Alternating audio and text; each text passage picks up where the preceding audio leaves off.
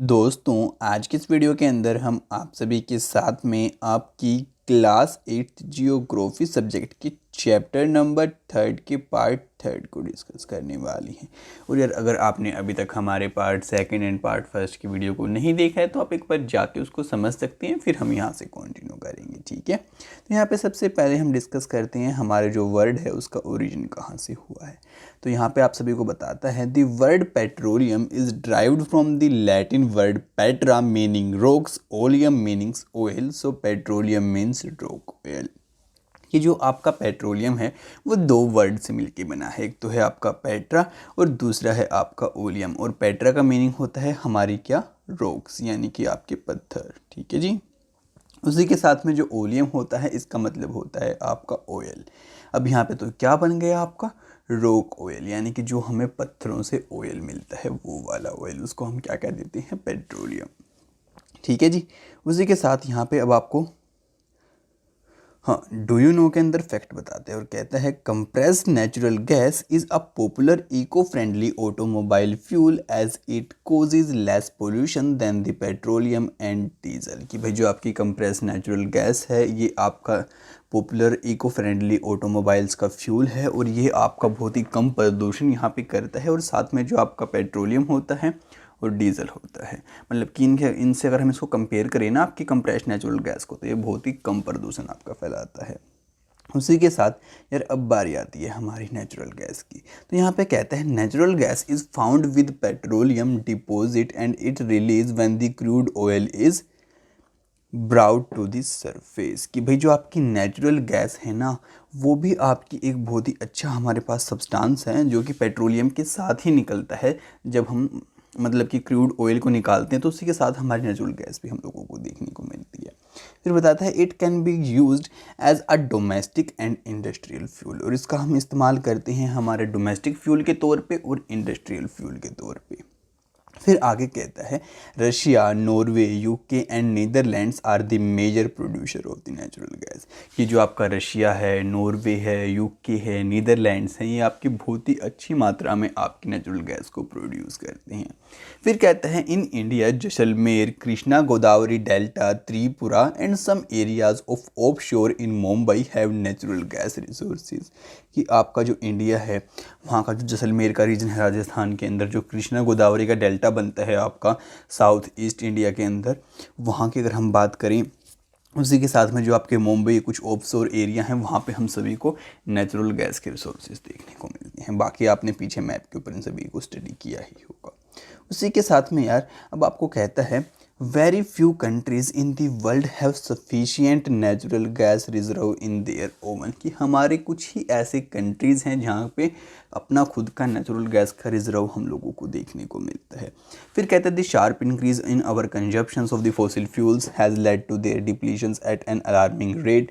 The toxic pollutants release from the burning these fuels are also a cause of concern. Unchecked burning of the fossil fuels is like a unchecked dripping tap which will eventually run dry. This was lead to the tapping of various non-conventional source of energy that are cleaner alternative to the fossil fuels.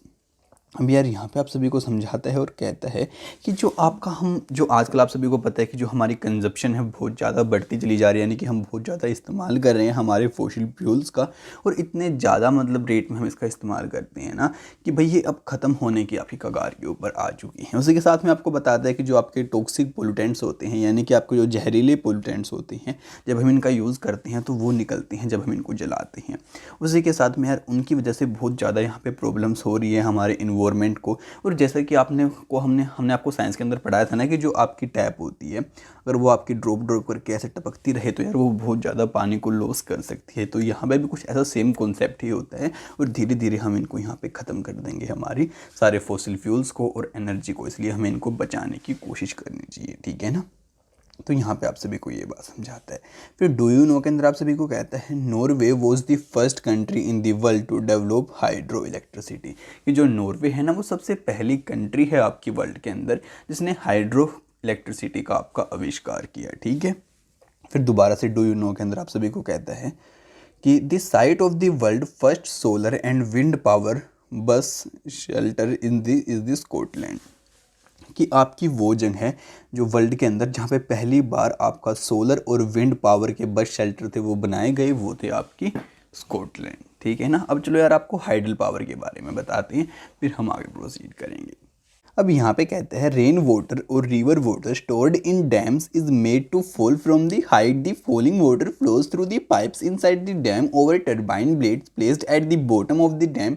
The moving blades then turn the generate to produce electricity. This is called the hydroelectricity. The water discharge after the generation of electricity is used for irrigation. 1/4 of the world electricity is produced by the hydel power. The leading producers of the hydel power in the world are the Paraguay, Norway, Brazil and China.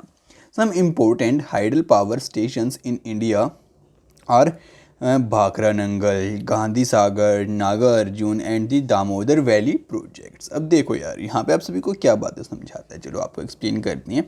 एक बार पहले मैं इसको बड़ा करता हूँ। देखो जी, अब समझाएंगे आपको सारी बातें आराम से। हाँ देखो, हम क्या करते हैं, आपके जो हाइड मतलब कि पानी से बिजली बनाने के लिए हम कैसे बनाते हैं। तो यहाँ पे सबसे पहले हम इकट्ठा करेंगे पानी को, जैसे यहाँ पे पानी इकट्ठा कर रखा है, ठीक है। फिर यहाँ पे हम बना देते हैं कुछ इस टाइप का आपका बैरियर। ये लो सर, हमने बना दिया बैरियर, ये आपका पूरा बैरियर है, ठीक है ना। जहाँ पे आप सभी को दिख ही रहा होगा, इसको इन लोगों ने बता रखा है जनरेटर, ठीक है। मिनट कलर लेते हैं पिंक। हाँ देखो, यहाँ पे हमने पानी स्टोर किया, उसके बाद ये हो गया हमारा जनरेटर। अब हम क्या करेंगे कि जो आपका पानी है ना, उसको एक पतली सी पाइप के अंदर से ऐसे पास कराएंगे, जैसे यहाँ पे पास करा रखा है, दिखाई दे रहा है आप सभी को। फिर यहाँ पे आपको ये टरबाइन दिखाई दे रहा है, यानी कि जो इसकी पंखड़ियाँ हैं, देखो इस टाइप की पंखड़ियाँ आप सभी को दिखाई दे रही हैं। यहाँ पे देखो ये वाली पंखड़ियाँ अब दिखाई दिया आपको, हाँ ये वाली पंखड़ियाँ। तो अब ये क्या करेंगी, ये आपकी ऐसे रोटेट करेंगी, ठीक है।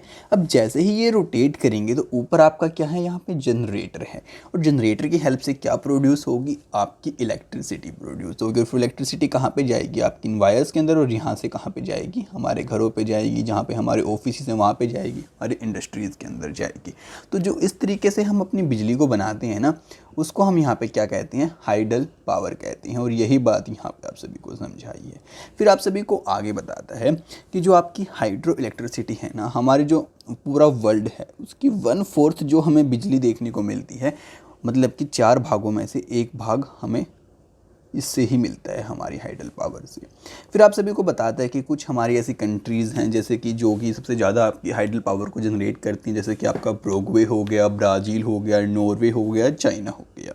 फिर अगर हम अपने इंडिया की बात करें तो हमारे इंडिया में भी बहुत सारे डैम हम लोगों ने बनाए हैं, जैसे कि आपका भाखड़ा नंगल डैम हो गया, गांधी सागर डैम हो गया, नागार्जुन डैम हो गया, दामोदर वैली प्रोजेक्ट हो गया, ठीक है जी। तो अब मे भी यहाँ पे आपका कोई डाउट नहीं बचना चाहिए, आप दोबारा से इसको रीड कर सकते हैं, बाकी आपको सारी बातें अब समझ में आ ही चुकी होंगी। उसी के साथ में अब यहाँ पे आप सभी को बताता है non conventional source of energy, कि आपका भाई जो हमारे पुराने कन्वेंशनल सोर्स थे एनर्जी के, उनके सिवा अब जो हम नए सोर्स बना रहे हैं वो सब, ठीक है ना। अब ये देखो आपका साल hydro electricity project Jammu Kashmir के अंदर, तो ये आपका वही है जिससे हम बिजली बनाते हैं। देखो यार, मैंने आपको बताया था ना पहले, पानी को स्टोर करते हैं, यहाँ पे देखो पानी स्टोर कर रखा है, आप सभी ने देख लिया आपको पानी कैसे स्टोर कर रखा है। उसको देखो यहाँ से डैम्स के अंदर से ऐसे लेके जा रही हैं, तो वो कैसे लेके जा रहे हैं। अब इससे आपको पता है कि वो जो हमारा टरबाइन है वो रोटेट करेगा, यहाँ पे कहीं टरबाइन होगा आपका नीचे की साइड में, वो रोटेट करेगा, फिर हमारी क्या बनेगी, इलेक्ट्रिसिटी हम सभी को देखने को मिलेगी, ठीक है ना। तो अब यहाँ पे आप सभी को बताता है, एक सेकेंड कलर लेते हैं, रेड लेते हैं। अब यहाँ पे सभी को कहता है the increase use of fossil fuels is leading to its shortage, कि भाई जो हमारे बहुत ज़्यादा हम फॉसिल फ्यूल का यूज़ कर रहे हैं तो उसकी वजह से इसकी शॉर्टेज बढ़ती चली जा रही है। आप सभी को समझ में आ चुकी होगी ये चीज़ अभी तक। फिर कहते हैं it is estimated that if the present rate of consumption continues the reservoirs of these fuels will get exhausted, moreover their use also cause environmental pollution, कि अगर हम ऐसे ही इनका इस्तेमाल करते रहे हमारे फॉसिल फ्यूल्स का, तो आगे चल के ये हमारे ख़त्म भी हो सकती हैं और ये बहुत ही ज़्यादा हमारा इन्वायरमेंट पोल्यूशन करती हैं।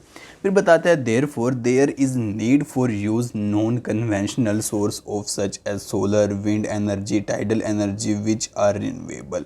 तो इसलिए बहुत ज़रूरी हो जाता है ऐसे सोर्स को यूज़ करना जो कि हमारी ज़्यादा मतलब कि इन्वायरमेंट को पोल्यूट ना करें या फिर बिल्कुल ही ना करें, और यार जो हमारी नॉन कन्वेंशनल हो और जो हमारी रिन्यूएबल भी हो जाए, यानी कि जो हमें बार बार मिल सकें। जैसे कि क्या हो गया इसके अंदर, एक तो हो गई आपकी सोलर एनर्जी जो कि हमें सन से मिलती है, फिर हो गई आपकी विंड एनर्जी जो कि हमें हवा से मिलती है, और फिर हो गई आपकी टाइड एनर्जी जो कि हमें आपके सी से मिलती है।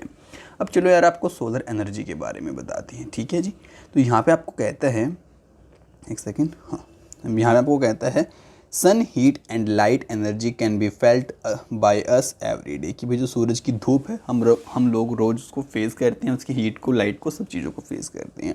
Solar energy trapped from the sun can be used in the solar cells to produce electricity, कि भाई जो हमें सोलर से एनर्जी मिलती है हम उसका यूज़ कर सकते हैं सोलर सेल्स के साथ में, और फिर हम उससे बिजली बना सकते हैं। Many of these cells are joint into solar panels to generate power for the heating and lighting purpose, कि भाई बहुत बार हम क्या करते हैं, ऐसे बहुत सारे सेल्स को साथ में मिला के पूरा बड़ा आपका पैनल बना लेते हैं। आपने देखा हुआ सोलर पैनल आपका, वहाँ पे बहुत सारे आपके ऐसे सेल्स होते हैं कुछ इस टाइप से।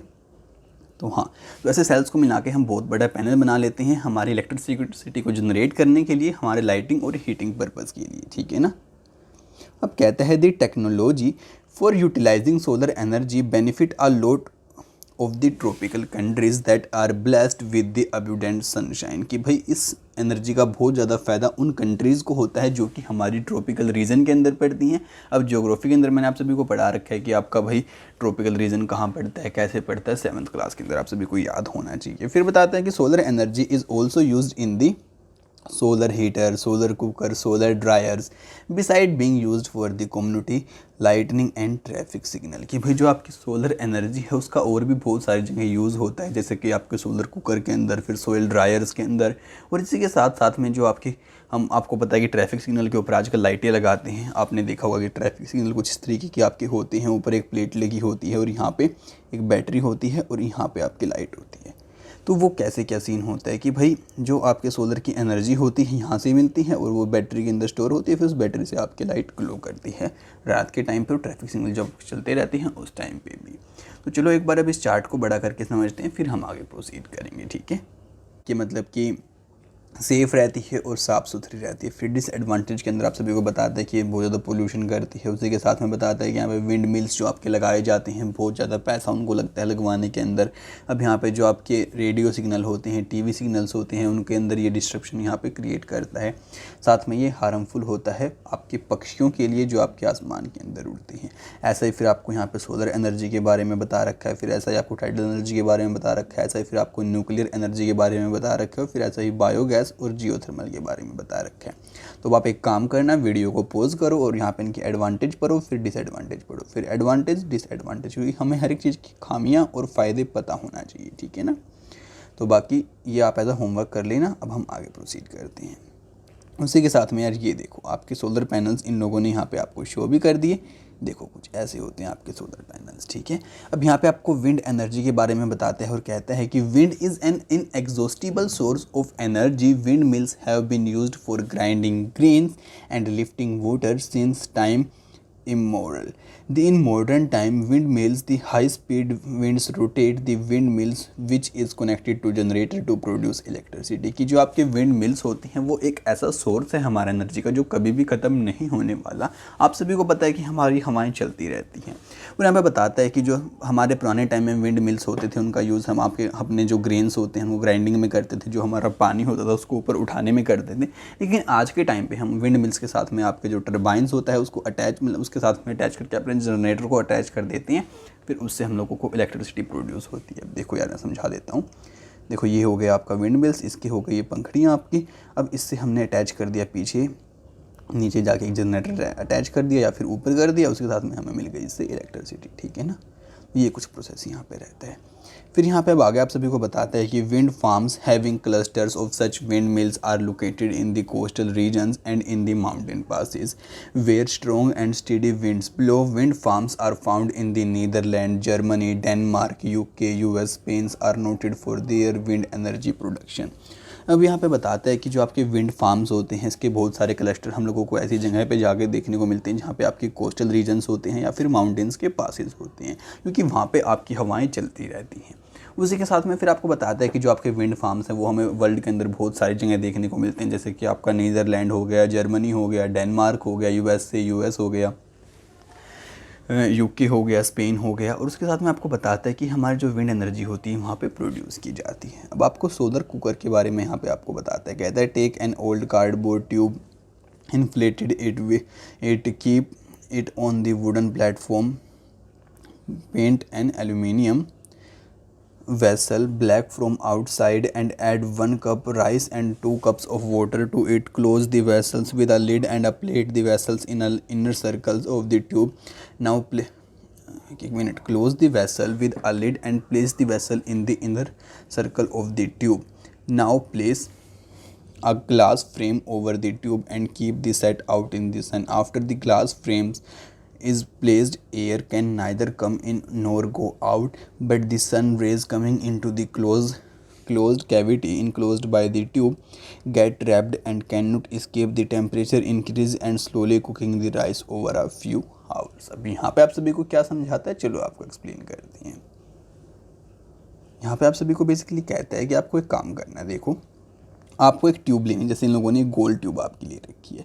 फिर आपको एक कंटेनर लेना है, जैसे कि यहाँ पे इन लोगों ने मिडिल के अंदर ले रखा है, ये देखो, ये ले रखा आपका कंटेनर, ठीक है ना। फिर आपको कहता है कि भाई आपको कंटेनर के अंदर आपका राइस डाल देनी है, फिर आपके मतलब पानी को डाल देना है, फिर उसको चारों तरफ से इस ट्यूब से कवर कर देना है। फिर ऊपर आपको ऐसे ग्लास ट्यूब रख देनी है, जिससे कि जो आपकी हवा होती है वो यहाँ पे अंदर ना घुस पाए, लेकिन जो आपकी सूरज की रोशनी है वो अंदर जा पाए। तो आप देखेंगे कि यार कुछ ही टाइम के अंदर जो आपके राइस हैं वो पककर तैयार हो चुकी हैं। बस यही कुछ आपकी सिंपल सी एक्टिविटी है। उसके बाद आपको बताते हैं यहाँ पे न्यूक्लियर पावर के बारे में, और कहता है कि nuclear power is obtained from energy stored in the nuclei of atoms of naturally occurring radio active elements. कि भाई जो आपके रेडियो एक्टिव एलिमेंट्स होते हैं उनके अंदर बीच में आपका एक न्यूक्लियस होता है। उस न्यूक्लियस से जो एनर्जी हम लोगों को मिलती है उसको हम कह देते हैं न्यूक्लियर एनर्जी, ठीक है ना। कि आपका एटम हो गया रेडियो एक्टिव, उसका न्यूक्लियस हो गया, उससे हमें जो एनर्जी मिलती है उसको हम बोल देते हैं न्यूक्लियर एनर्जी। अब आपको क्लियर होना चाहिए, ठीक है। अब कहता है लाइक यूरेनियम एंड थोरियम, यहाँ पे आपको एग्जाम्पल के तौर पे बताता है। फिर कहता है these fuels under go nuclear fusion in the nuclear reactors and emit power. कि भाई ये जो आपके फ्यूल्स होते हैं ये आपके न्यूक्लियर फ्यूजन के अंदर, रिएक्शन के अंदर जाते हैं आपके न्यूक्लियर रिएक्टर के अंदर, और बहुत सारी पावर को जनरेट करती हैं। फिर कहता है the greatest producers of nuclear power are the USA and Europe. जो सबसे ज़्यादा प्रोड्यूस करते हैं आपकी न्यूक्लियर एनर्जी उसके अंदर आते हैं आपकी यूएसए और यूरोप, ठीक है ना। फिर अब आप आगे आप सभी को कहते हैं कि in India Rajasthan and Jharkhand have large deposit of uranium. कि भाई आपके इंडिया के अंदर जो आपका राजस्थान का एरिया है, झारखंड का एरिया है, वहाँ पे हम लोगों को सबसे ज़्यादा यूरेनियम देखने को मिलता है। फिर बताता है कि thorium is found in large quantity in the monetise Sands of Kerala. कि जो आपका थोरियम है हमें केरला की मोनोटाइज सैंड के अंदर देखने को मिलता है हमारे इंडिया में। फिर कहते हैं the nuclear power station in India are located in Kalpakkam in Tamil Nadu, Tarapur in Maharashtra. कि भाई जो न्यूक्लियर पावर स्टेशन की अगर हम इंडिया के अंदर बात करें तो वो हमें कल्पक्कम तमिलनाडु के अंदर देखने को मिलता है, तारापुर महाराष्ट्र के अंदर देखने को मिलता है, राणा प्रताप सागर नियर कोटा के अंदर आपको राजस्थान के अंदर देखने को मिलता है, उसके साथ में आपका जो नरोरा है उत्तर प्रदेश के अंदर वहाँ पे देखने को मिलता है, और काइका कर्नाटका के अंदर देखने को मिलता है। और ये है आपका कल्पक्कम वाला न्यूक्लियर पावर स्टेशन, आप इसकी पिक्चर यहाँ पे देख सकते हैं, ठीक है जी। उसी के साथ में यार अब आपको बताते हैं जियोथर्मल एनर्जी के बारे में, और यहाँ पे आप सभी को बताता है heat obtain from the earth is called geothermal energy. की जो हमें हमारी अर्थ से हीट मिलती है, ठीक है ना, उसको हम यहाँ पे बोल देते हैं geothermal energy. The temperature in the interior of the earth rise steadily as we go deeper. कि भाई जैसे हमारी अर्थ आप सभी को पता है गोल होती है, तो कहते हैं कि जैसे हम नीचे घुसते हैं सेंटर की तरफ जाना स्टार्ट करेंगे वैसे वैसे जो हमारी अर्थ का टेम्परेचर है वो क्या करेगा, बढ़ेगा। फिर कहता है कि समटाइम्स दिस हीट एनर्जी में surface it self in the form of hot springs. कि भाई बहुत बार क्या होता है कि ये जो एनर्जी होती है हमें सरफेस के ऊपर देखने को मिल जाती है, आपकी सरफेस के ऊपर ये आ जाती है, और आप देखा होगा कि कई जगह आपको मतलब कि थोड़े गर्म पानी के आपके झरने या फिर गर्म पानी के आपकी जो तालाब होते हैं वो देखने को मिलते हैं, तो उस तरीके से ये बाहर आती है। फिर कहते हैं कि this heat energy can be use to generate power. तो हम इसका इस्तेमाल यहाँ पे बिजली बनाने के लिए कर सकते हैं। कहता है geothermal energy in the form of hot spring has been used for cooking, heating and bathing for several purpose, कि हम इसका और भी कई चीज़ों के लिए इस्तेमाल कर सकते हैं, जैसे कि नहाने के लिए, हीटिंग के लिए और आपकी जो कुकिंग होती है उसके लिए। फिर बताता है USA has the world largest geothermal power plant followed by New Zealand. अब यहाँ पे आप सभी को बताता है कि जो आपका यूएसए वहाँ पे सबसे ज़्यादा बड़ा हम लोगों को प्लांट देखने को मिलता है आपका जियोथर्मल का। उसके बाद आपकी बारी आती है न्यूजीलैंड की, फिर आपके फिलीपींस हो गए, आइसलैंड हो गई एंड सेंट्रल अमेरिका हो गया। फिर बताते हैं कि in India geothermal plants are located in the Manikaran in Himachal Pradesh and Puga valley in Ladakh. अगर हम अपने इंडिया की बात करें तो हमें ये चीज़ देखने को मिलती है आपके मणिक्रम हिमाचल प्रदेश के अंदर और पूगा वैली जो कि आपकी लद्दाख के अंदर है वहाँ पे। ठीक है जी। फिर अब यहाँ पे आपको पिक्चर दिखाता है न्यूक्लियर एनर्जी की। देखा तो मैं इसको जूम कर देता हूँ ताकि आप लोग समझ पाएँ। ये देखो यहाँ पे हम लोगों ने क्या कराया, आपका न्यूक्लियर फ्यूज़न। एक मिनट में कलर चेंज कर लेता हूँ। हाँ देखो यहाँ पे हमने कराया क्या, न्यूक्लियर फ्यूज़न। अब न्यूक्लियर फ्यूज़न से क्या हुआ, एनर्जी जनरेट हुई, जो आपका पानी था वो गर्म हो गया। अब गर्म पानी यहाँ से हमने ऐसे निकाला इसको, तो यहाँ पे आपकी क्या बनी, वाली ट्यूब के अंदर भाप बन गई। और भाप को हमने यहाँ से कैसे निकाला, ये देखो भाप हमारी ऊपर से ऐसे जाएगी, लेकिन हाँ देखो भाप हमारी यहाँ से ऐसे जाएगी तो हवा यहाँ से पास होगी और जो हमारा टरबाइन है ना फिर ये ऐसे घूम जाएगा। और जैसे टरबाइन घूमा तो क्या होगा, हमारा जनरेटर साथ में घूमेगा। अगर जनरेटर घूमा तो क्या होगा, हमें क्या मिलेगी, इलेक्ट्रिसिटी। ठीक है जी, तो आपको ये भी क्लियर है हो चुका है। उसी के साथ में आप ये ए पिक्चर देखिए, बी पिक्चर देखिए। ये जो ए पिक्चर थी आपकी जियोथर्मल एनर्जी जो आपकी मणिकर्णा के अंदर है वहाँ की है। तो देखो यार यहाँ पे आपका गर्म पानी का तालाब कुछ कह सकते हैं यहाँ पे। उसके साथ में आपको जो फिगर बी है यहाँ पे दिखा रखा है, cooking food with the help of geothermal energy, कि खाने को लोग कैसे पकाते हैं जियोथर्मल एनर्जी की हेल्प से। तो यहाँ पे आप इसको देख सकते हैं, यहाँ पे जो पानी है बहुत ही ज़्यादा गर्म है। उसके बाद यहाँ पे आपको जियोथर्मल एनर्जी कैसे बनती है, उससे इलेक्ट्रिसिटी कैसे बनती है वो दिखा रखा है। ये देखो आप, ये देखो आपका जो वेल हो गया, वाटर हो गया, यहाँ से आपका मतलब कि जियोथर्मल एनर्जी निकल रही थी आपकी मतलब कि भाप की फॉर्म में, स्टीम की फॉर्म में। और ये आपकी नेचुरल क्रैक है, यानी कि यार आपका जो ऑटोमेटिक क्रैक होती है वहाँ पे। तो हमने यहाँ पे पाइप लगाई, उसके बाद यहाँ से हम लोगों ने पानी लिया, तो आपका पानी गर्म है। अब गर्म से हमें मिल जाएगी भाप, और भाप से हमारा घूमेगा टरबाइन, फिर उससे जनरेटर घूम जाएगा और हम लोगों को इलेक्ट्रिसिटी यहाँ पर देखने को मिल जाएगी। उसी के साथ में अब आपको बताते हैं हम लोग टाइडल एनर्जी के बारे में। ठीक है जी। तो यहाँ पे कहते हैं energy generated from tide is called the tidal energy. Tide energy can be harnessed by building dams, narrow opening of the sea during the high tides. The energy of the tides is used to turn the turbine installed in the dam to produce electricity. Russia, France and the Gulf Kutch in India have huge tide mills farms. Do you know the first tidal energy station was built in the France? अब यार यहाँ पे आप सभी को basically क्या बताते हैं कि देखो बहुत सारी जगह आपका होता है क्या है कि आपका बिल्कुल समुंदर ना बहुत पतली जगह से निकलता है। अब देखो यहाँ पे आपके बहुत, ये मानो आपकी लैंड है, ये भी आपकी लैंड है, और हाँ यहाँ पे मानो आपका पूरा समुंदर है ये, ठीक है ना, यहाँ पे समुंदर, तो यहाँ पे बीच से भी आपका समुंदर मानो निकल रहा है। ठीक है, तो हम लोगों ने यहाँ पे क्या किया, आपका एक डैम बना दिया, ये लो सर बना दिया। तो अब इस डैम को समझते हैं हम इस फिगर को बड़ा करके। ठीक है जी, अब इतना आपको समझ में आ चुका है।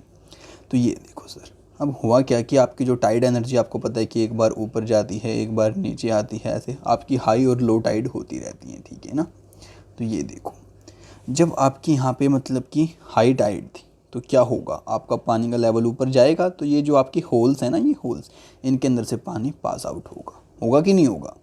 एक मिनट में आपको बताता हूँ। देखो आपने मतलब कि ये दीवार बनाई यहाँ पे, और यहाँ पे पहले तो और इसके यहाँ पे आपने होल बना दिया, तो पहले पानी का लेवल था इतना, और टाइड की वजह से लेवल चढ़ा थोड़ा सा ऊपर, तो इस होल से लेवल ऊपर चला गया। अब आपका पानी का लेवल यहाँ पे आ गया, तो जाहिर सी बात है पानी इसके अंदर से भी पास आउट होगा ना।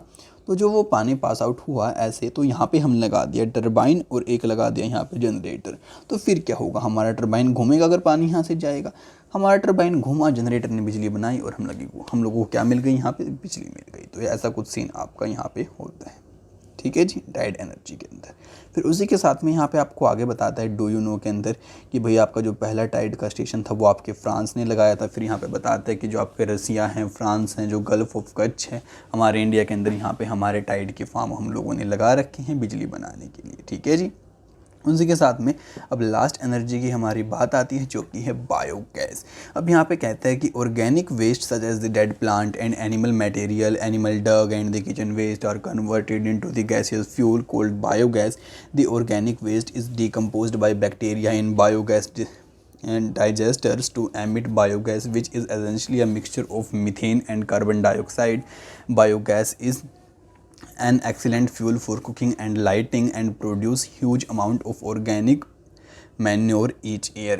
Energy is everywhere, but we see that harnessing this energy in both difficult as well as costly. Each one of us can make a difference by not washing and wasting energy. Energy saved is energy generated. Act now and make bigger energy future. अब यार यहाँ पे आप सभी को basically क्या बताते हैं, देखो मैं समझाता हूँ। देखो ये जो हमारा स्लरी वाला आपको दिखाई दे रहा है ना, यहाँ पे बेसिकली हम क्या करते हैं कि हमने हमारी सब्जी उसके जो छिलके होते हैं हमारी सब्जी के वो यहाँ पे डाल दिए। कोई भी मतलब कि हमारी जो वेस्ट चीज़ें होती हैं पॉलीथीन वगैरह को छोड़ के, यानी कि जो हमारी डिग्रेड हो सकती है उन चीज़ों को, जैसे कि हमारे जो काऊ का डग होता है, हमारी बुफेलो का डग होता है, उसको यहाँ पर डाल दिया, फिर वो यहाँ से जाता है हमारा इस डाइजेशन टैंक के अंदर। फिर यहाँ पे हम लोगों की बनती है गैस जो कि बनाते हैं आपके बैक्टीरियाज। ठीक है जी। अब वो जो गैस होती है उससे हम लोगों को मिलती है एनर्जी, हम उसका हीट में भी इस्तेमाल कर सकते हैं और उसका हम और भी बहुत सारी जगह इस्तेमाल करते हैं। ठीक है। और ये सारी चीज़ आपकी मिट्टी के नीचे दबी हुई होती हैं। फिर यहाँ से ये जो आपका एक्स्ट्रा होता है ये बाहर निकल जाता है यहाँ पे। इसका हम इस्तेमाल करते हैं खाद की तरह, जो हमारे फर्टिलाइज़र्स होते हैं, मैन्योर्स होते हैं, उनकी तरह हमारे खेतों के अंदर से कि हमारी जो पैदावार होती है वो बढ़ पाती है और हम लोगों को एनर्जी भी मिल जाती है हमारी वेस्ट चीज़ों से। तो इस टाइप की चीज़ को हम बोल देते हैं यहाँ पे बायोगैस। अब मे भी आपको सारी बातें समझ में आ जाएंगी अगर आप इनको दोबारा से एक बार पढ़ के देखते हैं तो। फिर यहाँ पे बताता है कि बायोगैस का हम यूज़ करते हैं आपकी कुकिंग के अंदर, आपकी मतलब की जो लाइटिंग होती है उसके अंदर। और यहाँ पे बेसिकली आपकी गैस, इस चैम्बर के अंदर आपकी दो गैस बनती हैं। एक तो बनती है आपकी CO2 यानी कि आपकी कार्बन डाइऑक्साइड, और एक बनती है आपकी मीथेन। ये दो गैस आपकी यहाँ पे बनती हैं। फिर यहाँ पे बताता है हम सभी को लास्ट में कि हमें एनर्जी बहुत सारी जगह पे देखने को मिलती है, लेकिन इसको बचाना, सेव करना एक बहुत ही ज़्यादा डिफ़िकल्ट टास्क है। तो हम लोगों को इसको बचाने की तरफ ध्यान देना चाहिए। फिर हमारी एनर्जी और बनेगी, कुछ हम पहले से बचा रहे हैं तो आगे हम एनर्जी के लिए फ्यूचर को सेव कर पाएंगे। तो ये बहुत ही अच्छी बात हमारे लिए रहने वाली है। बाकी इसी के साथ में हमारी एक्सरसाइज आती है तो उसके क्वेश्चन आपको खुद से ट्राई करने हैं। हमारा चैप्टर यहाँ पे एंड हो जाता है। ठीक है जी। अब नेक्स्ट चैप्टर की वीडियो आप सभी को बहुत ही जल्दी देखने को मिलेगी, तो उसको सबसे पहले देखने के लिए चैनल को सब्सक्राइब करना बिल्कुल भी मत भूलना और साथ ही बेल नोटिफिकेशन को आप ऑल पे सेट कर लेना। और हाँ, याद से इस वीडियो को अपने फ्रेंड्स के साथ में शेयर करना बिल्कुल भी मत भूलना, जिससे कि उनकी भी हेल्प हो पाए और उन्हें भी नॉलेज मिल पाए। तो आपसे मिलते हैं अगली वीडियो में बहुत जल्द ही, तब तक के लिए माय फ्रेंड्स, बाय बाय।